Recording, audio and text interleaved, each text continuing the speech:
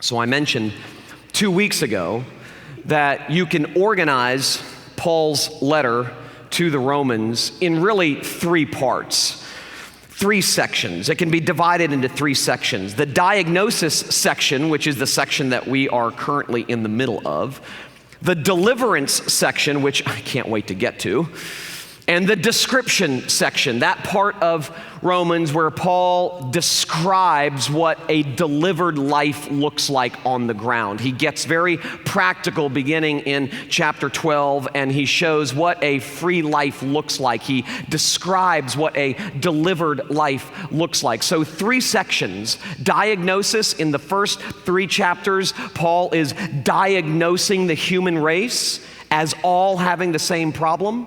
And then beginning in chapter 4 through chapter 11, that's the deliverance section where he is just championing the radicality of the good news that Jesus has done for us, what we could never ever do for ourselves.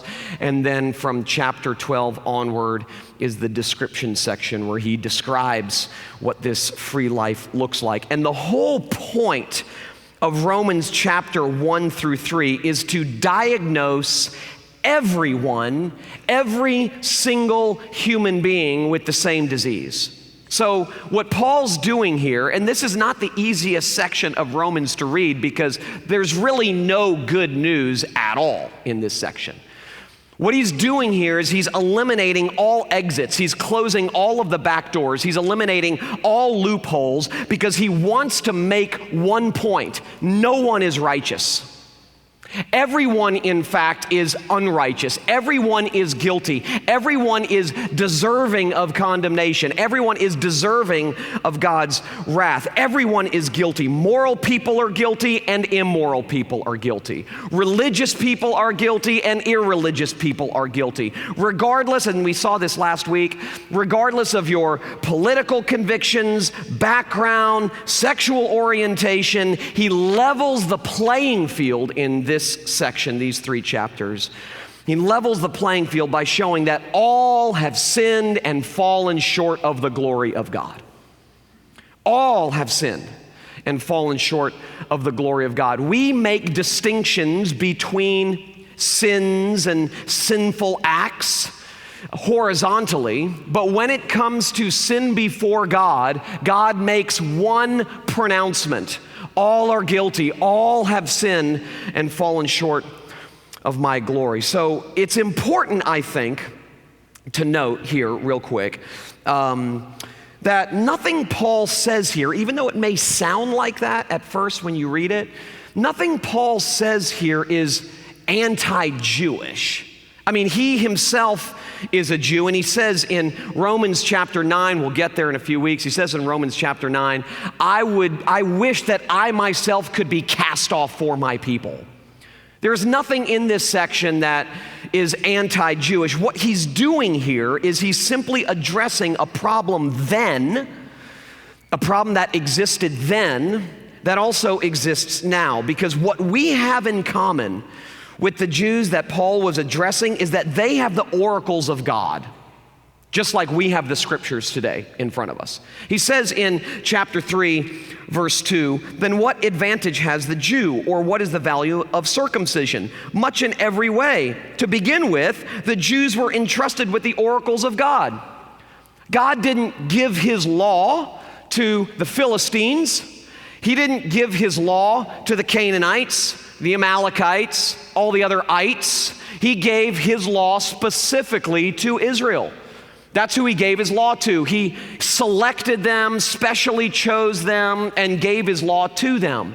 And so, in the same way, he has given us his word. We're not left to our own devices trying to figure out who God is or what God has said, either in the past or in the present or about the future. We have it. This is God's word. It's not a man-made book, it's a God-made book. Everything in it is true, and therefore we can go to it and find out who God is, what God requires, what God has done because we have failed to meet his requirements.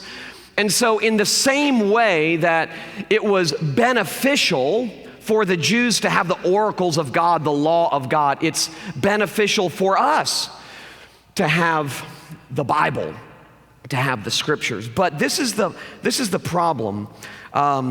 And this is what we have in common with the Jews that Paul was addressing. They have the oracles of God. We have the scriptures. They were treating God's law the way many of us inside the church treat God's law. And this is the problem he's addressing. What God has given for the purpose of diagnosis, we have co-opted into a tool for our own self-deliverance. And I've said that on numerous occasions. We take what God says in the Bible and we treat the Bible as if it is a moralistic self-help manual sent from heaven. In other words, we take this Bible and we read it, and if we properly and perfectly apply its timeless principles, then we too can have our best life now. So this is really nothing more than a self-improvement manual. Well, that's exactly the way the Jewish people that Paul was addressing here were treating God's law. They were taking a tool that God intended to diagnose them and show them just how desperate they were, and they were co-opting that tool and using it as a way to deliver themselves. If they can just keep the law and do everything the law says and cross their T's and dot their I's, then they too will be justified. And Paul mentions that in chapter 2, verse 13, for it is not the hearers of the law who are righteous before God, but the doers of the law who will be justified. In other words, what he goes on to say is, if the law is your basis for deliverance, you better keep it perfectly. Perfectly. I mean, you have got to not only keep it perfectly on the outside, and this is what he's getting into when he gets down to verse 25 down through verse 29 of chapter 2. It's not enough that you simply keep the law on the outside and do everything that God demands on the outside. You have to want to do everything God demands all the time. It's not just your actions that need to be pure 100% of the time. It's your motives that need to be pure 100% of the time. In other words, if you want to be justified by law keeping, you better do it perfectly. You better come into this world perfect. You better never mess up, never sin, never do anything that you're guilty of or ashamed of. And you have to want to do the right thing all the time. And you have to not want to do the wrong thing all of the time, perfectly. And that's what Paul's getting at here. So I was interviewed a while back, this past fall, and one of the questions that the interviewer asked me was this: in what ways is grace most commonly misunderstood today? This was the question that I was asked. And this was my answer. It was a written question and it was a written answer. This was my answer. I think the main way that grace is misunderstood today is when people confuse it with cheapened law. Think of the first and greatest commandment. You shall love the Lord your God with all your heart and with all your soul and with all your mind. Or think of Jesus' crushing line in the Sermon on the Mount. You therefore must be perfect as your Father in heaven is perfect. Grace, for many people, is the reduction of God's expectations of us. Because of grace, we think, we just need to try hard. Grace becomes this law-cheapening agent attempting to make the law easier to follow. So, love the Lord with all of your heart becomes try to love God more than your work. Be perfect gets cheapened into just do your best. That's really the problem. Now, doing this, when we do this, and we do, this is what they were guilty of. This is what we are guilty of. Doing this enables us to do what we desperately want to do, to think that we're better than we actually are. There is not a person on the planet that doesn't desperately want to think that they're better than they are, which is why we're constantly comparing ourselves to other people. Constantly comparing ourselves to other people.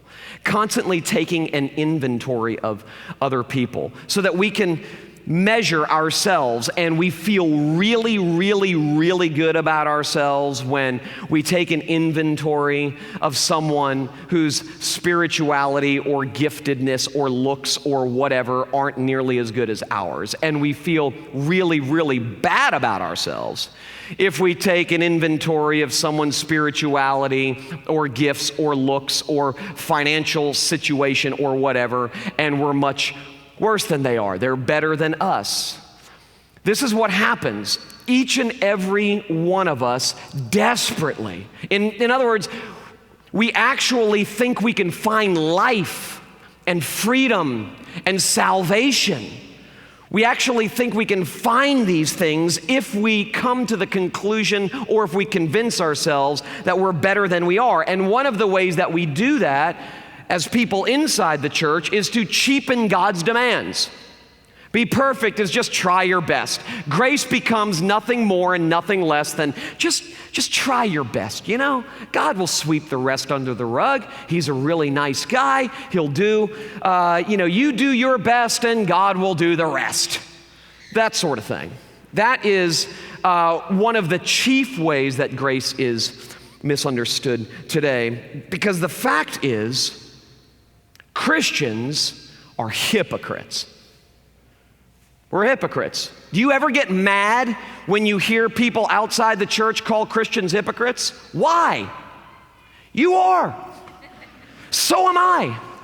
We're hypocrites. This is Paul's point in verse 17 through 24. I mean, this is precisely what he's saying. We say we believe and love God, and yet our thoughts and our words and our deeds demonstrate that we live for ourselves. We talk a lot about love. We know that Jesus was big on love. We study the texts that tell us to love, but we don't really love much. Or at least our love is conditional. Now, don't get me wrong. We love the people who are like us, who agree with us, who support and affirm us. But as Jesus told us, even non-Christians do that. I mean, loving someone who loves you, that's easy. The countercultural nature of Christianity is a pack of people who love those who hate them. I mean, we're the loudest when it comes to championing the standards of God's law, and yet we break that law every day. I mean, unless we're doing it perfectly, inside and out, we're breaking it. All have sinned and fallen short of the glory of God. We talk about how God hates unrighteousness a lot, but we're much slower to talk about how much he hates self-righteousness. It's a big difference. We're quick to identify the idols of our culture, the idols out there, but much slower to identify the idols inside the church. In here, we can spot someone else's sin a mile away.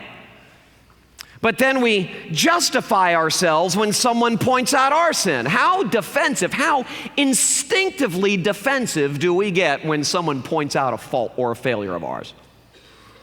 I mean, how easy is it for us to identify the fault or the failure or the mishap of someone else? We can see it a mile away. I mean, a mile away. But the moment someone corrects us or shows us an area or a place or a mistake that we have made or whatever, we get defensive quickly. I mean, we're quick to defend ourselves. We're quick to fight for our rights. We're quick to flex our muscles. We generally like to think that we're better than other people. I mean, we're proud that we're not like them, you know? But Paul's point here is that we're just like them. We're exactly like them. There is no difference in diagnosis from people out there and people in here. In fact, and this is interesting, in a certain sense, says Martin Luther, we're worse. And this is why Luther says that. We're worse because we know better. You know, when I baptize babies, which, thank God, I do a lot these days. I mentioned last week that the fastest growing demographic in our church is the nursery.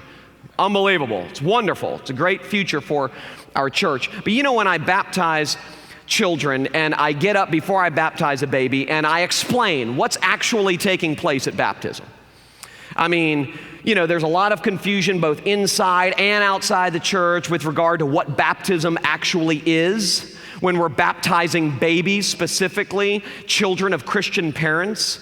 And one of the things that I say is God has specially blessed this child because God has sovereignly and graciously placed this child into the care of a Christian church and under the care of Christian parents. And therefore, this child's going to grow up hearing things that millions of other children won't hear. Hearing things about God, hearing things about Jesus, hearing things about the cross and what Jesus did for sinners like you and me. They're going to grow up praying before meals and all of those sorts of things. That's a big deal. That is a very special privilege. And so Paul's point is, because we have the oracles of God, because God's word has been delivered to us in a sense, we're worse hypocrites. I mean, we're even worse because we know better.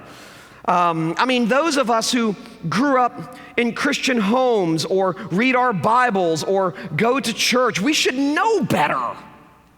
You know, I'm always shocked at Christians who are shocked when non-Christians act like non-Christians.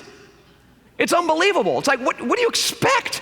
I mean, Paul says they are not without excuse because the law is written on their hearts, the fleshly tablets of their hearts, and therefore their conscience bears witness to the fact that they're doing something wrong.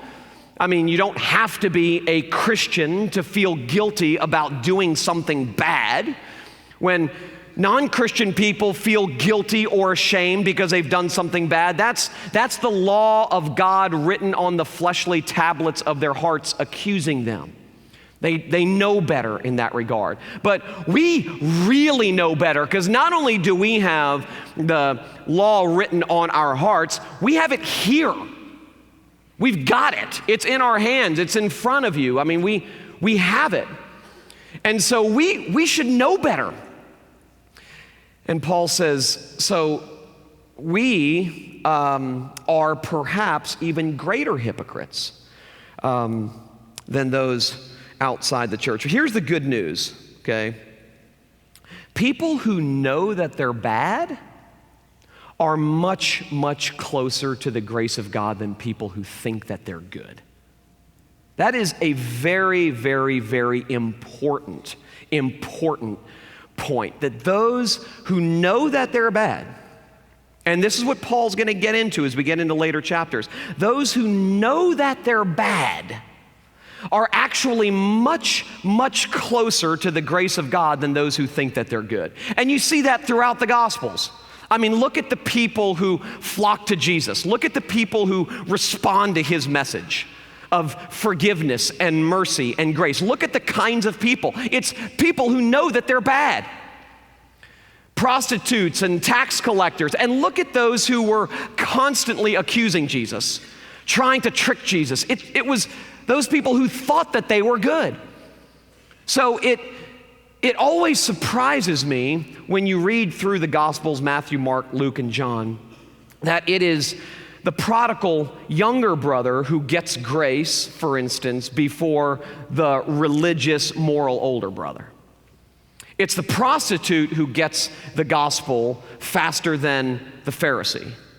It's the people who know that they're bad, who are much closer to the grace of God and experience God's grace much more than people who think that they're good. Francis Spufford, this is an amazing quote. My friend David Zoll, who will be here at Liberate, by the way, which you're coming to if you want to go to heaven, okay? My friend David Zoll, who lives up in Charlottesville, Virginia, sent me this quote last night from an English writer by the name of Francis Spufford. This is just mind-blowing. I read it to Kim this morning. I don't think she was paying attention, but it's unbelievable. This quote, I went to bed with a smile on my face because of this. She just says this so well. Christianity isn't supposed to be about gathering up the good people and excluding the bad people, which, by the way, is the way most people out there think that we think Christianity is. Okay, that's what they think. I mentioned a couple weeks ago that Steve Brown, who will also be at Liberate, which you will register for if you want to go to heaven, all right? Steve Brown said to me one time that his dad, who he loved dearly, but a guy who was rough around the edges, was kind of shocked when Steve became a preacher, when Steve became a minister. And Steve spent a lot of his time trying to, share the gospel with his father and that sort of thing. And his dad basically said, I'll never, ever go to church. And Steve said, why? And he said, because I'm not good like those people. So he, somewhere along the way, and I know people use that as an excuse, okay? I'm not saying people don't use that as an excuse, but there are lots of people who think that that's what we think about ourselves. So Spufford says, Christianity isn't supposed to be about gathering up the good people and excluding the bad people for the very simple reason that there aren't any good people. Christianity, he says, can slip into being a club or a cozy affinity group or a wall against the world, but it isn't supposed to be. What it's supposed to be, and I love this, is a league of the guilty. That's what it is. You think about what kind of rebranding of the Christian faith would take place if we believe this. If the loudest thing our world heard was our acknowledgement of weakness and guilt, and not, we're going to take you over. We're going to flex our muscles. I mean, think about what kind of a testimony it would be to our culture if Christians were honest about their desperation. And if Christians were the first to say, all have sinned and fallen short of the glory of God, and I am the chief of sinners, like Paul said. I don't know as much about your sin problem as I do my own, but I'm pretty sure I'm worse than you. You imagine that? What kind of rebranding would take place of the Christian faith? If you pulled up to a gas station and were pumping gas in your car, and there was a stranger on the other side pumping gas in his or her car, and you simply asked them a question and said, when I say the word evangelical, what comes to mind? What do you think they would say? They would say something about something political. Something about our stance on social issues and that sort of thing. That would be the first thing that comes to mind. They wouldn't give a theological answer. I mean, evangelicalism, the word evangel, literally means good news. That's what it means. In other words, evangelicals are supposed to be good news specialists in a world of bad news. In a world of pressure and performance, Christianity is this glorious, top-down announcement that it is finished. It's a theological thing first. Well, so based on the answer that the person at the gas station might give you, should indicate that there is a bit of a branding problem when it comes to Christianity, evangelicalism in particular. There's a bit of a branding problem. There's been a bit of a marketing problem. If the first thing that comes to mind is something political, not that that's irrelevant, not that that's unimportant, but if that's the first thing that comes to mind, if it's not a theological answer, then it reveals that we've got some sort of a branding problem. And so think about if we carried ourselves as league of the guilty. You know? I mean, we looked at last week how when we are judgmental, Paul says, God judges. He has, He is, and He will. When we become judge and jury over someone or some group, it's idolatry because we are putting ourselves in the place of God. I mean, he says that in the verses that we read last week. I mean, you who judge others, do you not judge yourself? It's so easy for me to identify the speck in your eye and ignore the log in my own. I mean, the Bible is replete with this stuff. It's like, I don't know how we miss it. I mean, all over the place. The Bible is replete with this stuff. So the issue, listen, here comes the good news, okay? The issue is not whether or not we're hypocritical. We are. Everybody is. The issue is that Christians are free to admit our hypocrisy because our hope is not in our goodness or our law keeping. It is in the one who is good for us. It is in the one who kept the law for us. We're free then. This is huge, life-changing. We are free to admit our imperfections.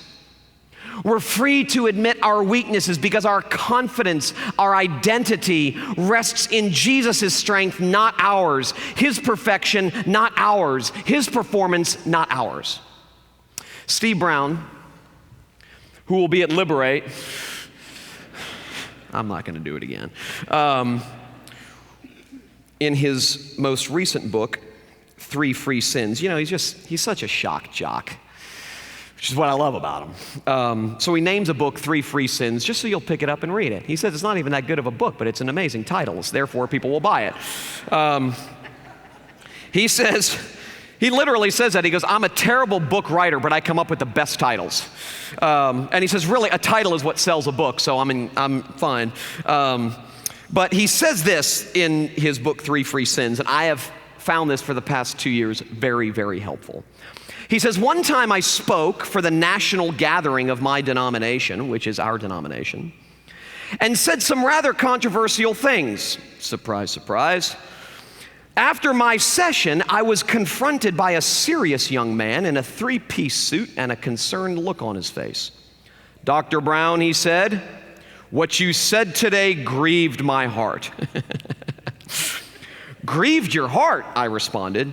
There is nothing big enough here to grieve your heart.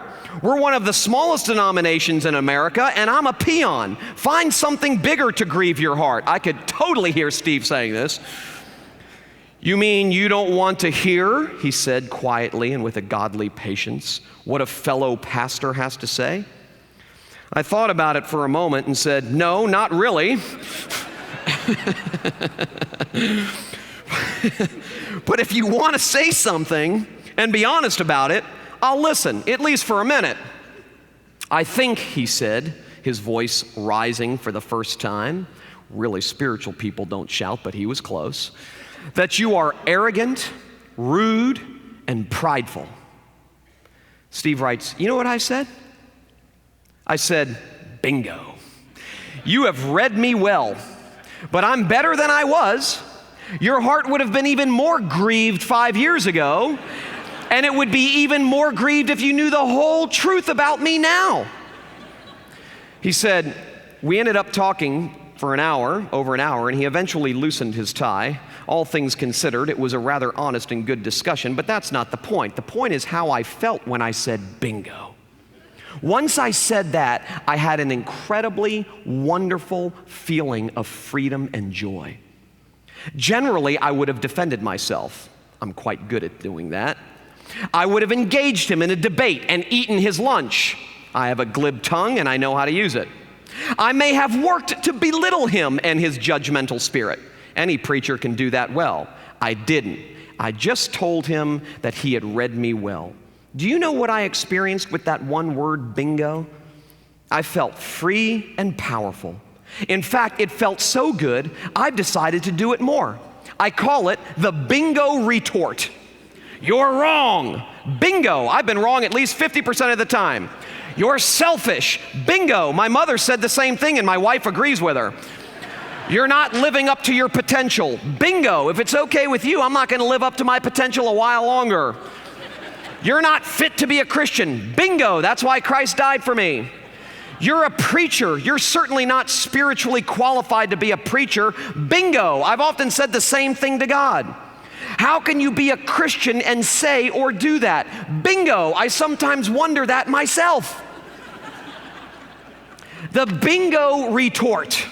Can you imagine how that would change? Literally, how would that change just about every relationship you had? If every time you as a husband or wife were criticized by your spouse and you simply said, bingo, you're right. I'm going to take the bullet right out of their gun. And that's the goal, to take the bullet out of your spouse's gun. That's the goal of marriage, all right? Well, that's the answer to how to do that. I mean, you know, if you just, anytime someone criticizes you, bingo, because whatever it is they're criticizing is just the tip of the iceberg. Can you imagine if that person criticizing you was able to get down deep into the dark recesses of your heart and your mind and see what you always think about, what passes through your mind, what passes through your heart, your motivations, all those things? So when you know yourself to be desperate and bad, when someone criticizes you, it's easy to say, bingo. Can you imagine how that would rebrand Christianity? If every time the church was criticized, we said, bingo. I mean, in fact, we're a lot worse than your criticism. Can you imagine taking the bullet right out of their gun? You see, it's only when we see, and this is Paul's point here, it's only when we see that the way of God's law is absolutely inflexible, will we see that the way of God's grace is absolutely indispensable. Because a high view of the law reminds us that God accepts us on the basis of Christ's perfection, not our progress. Grace, properly understood, is the movement of a holy God toward an unholy people. God doesn't cheapen the law or ease its requirements. He fulfills the law in His Son, who then gives His righteousness to us free of charge. And that is the gospel, pure and simple. That is the gospel that Paul champions. That is the gospel that alone can set us free. That is good news. So like the adulterous woman in John 8, we're all caught in the act. Every single one of us are caught in the act, discovered in a shameful breach of God's law. And though, as Jesus looked at this woman and saw the Pharisees who dragged her there and said, you who are without sin, cast the first stone. And of course, as you know, they all dropped their rocks and slowly walked away. And what I love about that passage is it says they slowly walked away, starting with the oldest down to the youngest. What's telling to me about that is people who are older, who have lived longer, who've suffered more, are a little bit more realistic about their condition.